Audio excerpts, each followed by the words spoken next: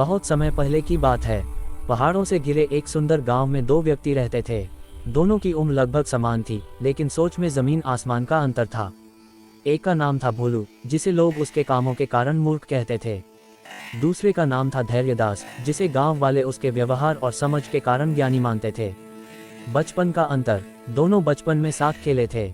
भोलू को खेल कूद और मौज मस्ती पसंद थी, जबकि धैर्यदास को सुनना, देखना और समझना अच्छा लगता था। गुरुजी जब पाठ पढ़ाते, भोलू बाहर बैठकर खेलता रहता और धैर्यदास हर बात को ध्यान से सुनता। गुरुजी कहा करते थे, ज्ञान किताबों में नहीं, सोच में होता है। भोलू इस बात पर हंस देता। कठिन समय की शुरुआत। एक वर्ष गांव में भयानक सूखा पड़ा। नदियां सूख गईं, खेत बंजर हो गए। लोगों के चेहरे चिंता से भर गए।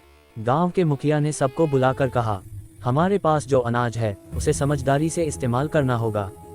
धैर्यदास ने अपने घर का अनाज गिनकर उसे 3 हिस्सों में बांटा, खाने के लिए, बीज के लिए और आपातकाल के लिए। भोलू बोला, आज का खाना आज खाओ, कल भगवान देख लेगा। मूर्खता का परिणाम। भोलू ने दावतें दी, दोस्तों को बुलाया और कुछ ही दिनों में सारा अनाज खत्म कर दिया।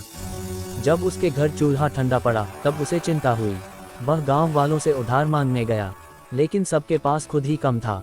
ज्ञानी की दूरदर्शिता। धैर्यदास रोज थोड़ा थोड़ा खाता और बचाए गए बीजों को संभाल कर रखता रहा।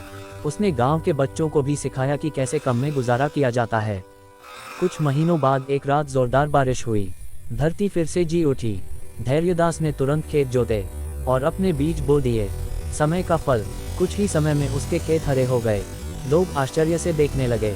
भोलू, जो अब कमजोर हो चुका था, धैर्यदास के खेत के पास बैठकर रोने लगा। पश्चाताप और परिवर्तन।